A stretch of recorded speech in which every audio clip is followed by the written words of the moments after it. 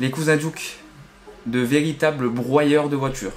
Le problème, c'est que les voitures qu'ils broyaient, c'était la leur. Et aujourd'hui, on va s'intéresser à la première qu'ils ont cassée, General Lee 1.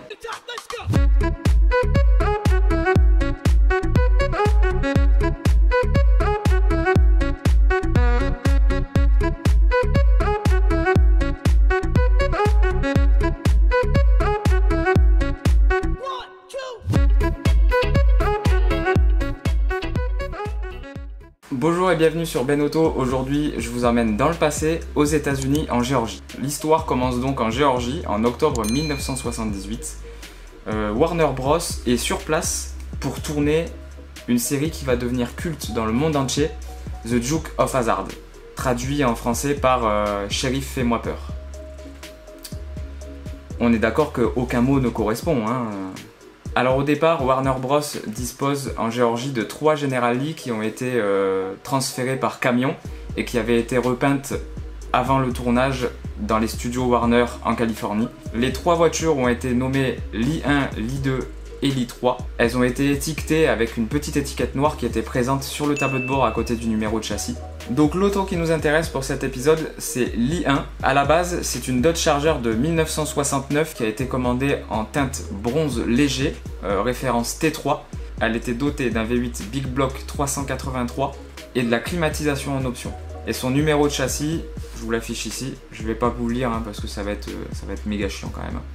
Alors Lee 1 est reconnaissable parce qu'elle est largement différente de toutes les autres General Lee. Elle apparaît plusieurs fois dans le premier épisode qui est sorti en janvier 1979 aux États-Unis. Les différences par rapport aux autres, elle a des baguettes latérales au niveau des bas de caisse que toutes les autres n'ont pas, parce que je suppose que ça devait être chiant de récupérer à chaque fois les baguettes. Ça devait faire peut-être faux raccord selon les modèles et les finitions, donc du coup ils se sont pas emmerdés à les remettre sur les autres. Et elle a aussi les numéros qui sont posés de manière différente. Ils sont vachement avancés au niveau de l'avant de la voiture. Et sur le côté gauche, il me semble qu'il y a le 1 qui est légèrement tordu. Donc du coup, on peut vraiment la reconnaître parmi toutes les autres, il n'y a pas de doute là-dessus. Donc c'est une voiture qui a été pilotée en personne par John Schneider, qui a joué Bojuke dans la série, le beau blondinet, un peu comme moi. Et par son cascadeur Craig Baxley, qui a fait toutes les cascades avec cette voiture, dont le fameux saut qui aura mis fin à la carrière de General Lee en tant que General Lee en tout cas. Et c'est le tout premier saut de la série qui a été tourné. Et bordel de merde, il y en a eu des sauts. C'est... D'ailleurs, il y a même une compile de 30 minutes non-stop de sauts de The Duke of Hazzard sur YouTube. 30 minutes de sauts. Je pense que la Charger 69 a eu plus d'heures de vol que le Concorde au final. C'est aussi le saut qui servira à la fin du générique de la série, avec un gros yeehaw de redneck en fond. C'est pas assez bourrin sinon. Alors après le tournage du premier épisode, l'auto est rapatriée dans la partie carrosserie du tournage, parce que Warner Bros était du coup délocalisée en Géorgie pour tourner la saison 1 de la série. Elle a été complètement démontée parce qu'elle était vraiment abîmée. Tu m'étonnes.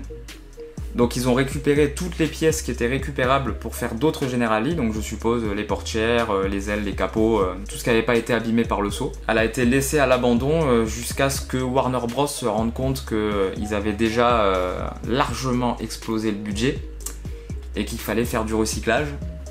Ils avaient déjà tourné 3 épisodes. Enfin, déjà.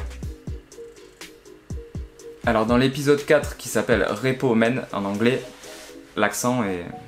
pépite, C'est là que Lee 1 fait sa réapparition. Alors forcément, elle est trop abîmée pour contribuer à l'effort d'en faire une autre General Lee. Donc du coup, elle va être maquillée, partiellement remontée avec des pièces d'usure. Ils vont la repeindre dans un genre de bleu verdâtre, on ne sait pas trop si c'est bleu ou vert. Et puis ils vont la rayer avec des blocs de parpaing. C'est une méthode comme une autre. Et ils vont lui apposer un numéro 71 sur les portières, avec des belles jantes NK dorées à des ports. Je trouve qu'elle est quand même badass comme ça, elle fait très Mad Max. Alors dans cet épisode, les Duke tombent par hasard sur cette voiture, ils sont en train de rouler sur une nationale, ils passent à un marchand de voitures d'occasion et ils voient cette Dodge Charger garée parmi les occasions. Ils vont voir, ils soulèvent le capot, ils voient qu'il y a un gros moteur et du coup ils veulent booster leur General Lee. Ils rachètent la voiture qui soi-disant a couru pour Richard Petty, qui je le rappelle portait le numéro 43, il me semble à l'époque. Donc les gars, mettez un autre pilote dans ces cas-là. Déjà que vous avez cramé tout l'argent. On la voit dans l'épisode tout le long, en course-poursuite, elle est sur la remorque, tractée par une autre General Lee. Donc une General Lee qui tracte une épave de General Lee qui se fait poursuivre par une future épave de voiture de police.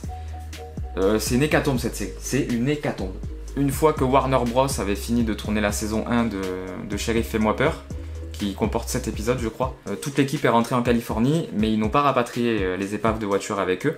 Ils les ont envoyées directement dans une genre de casse-décharge à Atlanta. Ça ressemble quand même beaucoup plus à une forêt qu'à une casse ou à une décharge, hein. Les écolos en PLS.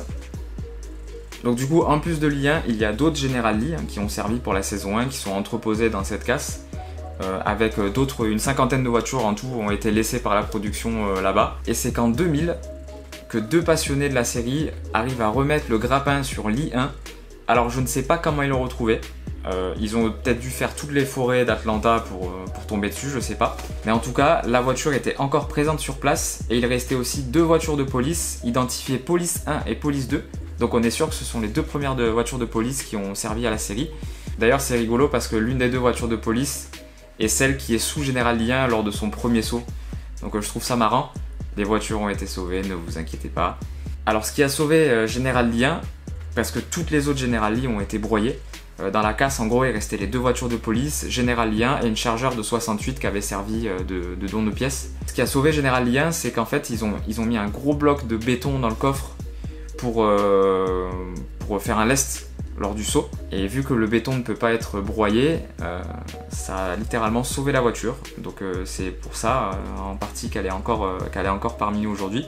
Donc l'auto a été rachetée par les 2 passionnés, Travis Bell et Gary Schneider. Rappelez-vous du nom. Mais elle est revendue 1 an plus tard à Marvin Murphy qui va attaquer la restauration en Floride. Le chantier est titanesque. J'aurais pas aimé être à la place de ce gars-là. Ouais. Alors, on peut quand même regretter qu'il y ait des pièces originales de la voiture. Beaucoup de panneaux, le capot, les ailes, les portières, le toit qui a été découpé, qui ont été revendus sur eBay. Alors bon, ça aurait été cool que les pièces soient restées avec la voiture. C'était pas restaurable clairement parce que bon, c'est les gondoles à Venise, hein, le bordel, il n'y a rien de droit. Mais c'est vrai que bon, ça fait partie de l'histoire de la voiture, donc après, chacun fait ce qu'il veut avec son argent. Hein. Si ça a pu financer la restauration, tant mieux pour lui. Par contre, si c'est pour aller à la fistinière, genre, c'est pas la peine. On peut quand même être content parce que déjà, la voiture est restaurée.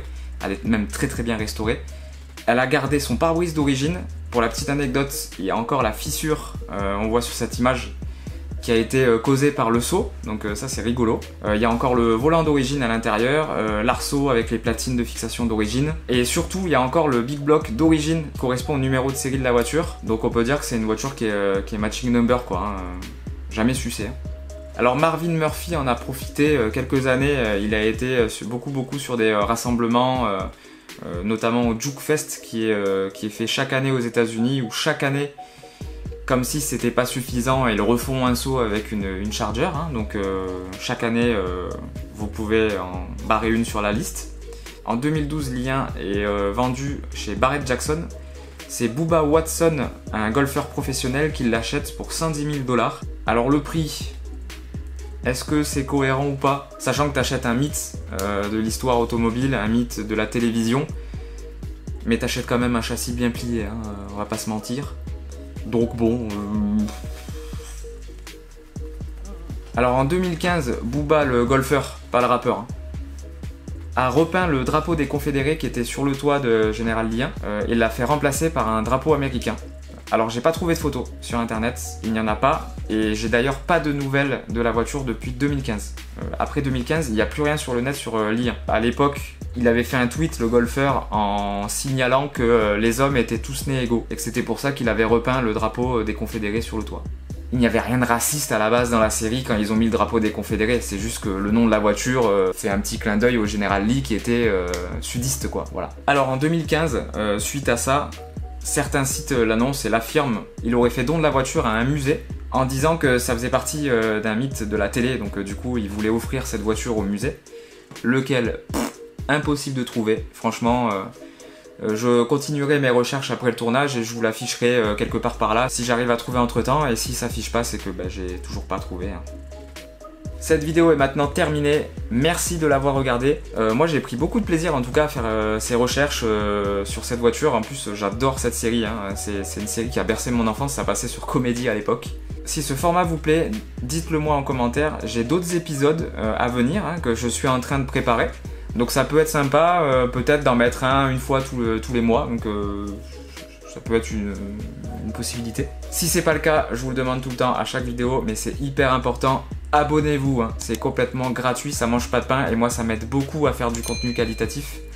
Activez la petite cloche des notifications pour ne rater aucune vidéo, et abonnez-vous aussi à mon Instagram qui s'affiche ici. C'est très important parce que je balance beaucoup de choses en exclusivité en avance par rapport à YouTube, donc si vous voulez voir ce qui se trame sur la chaîne, c'est par là que ça se passe. Je vous remercie d'être de plus en plus nombreux et je vous dis à dimanche prochain pour une prochaine vidéo. Salut!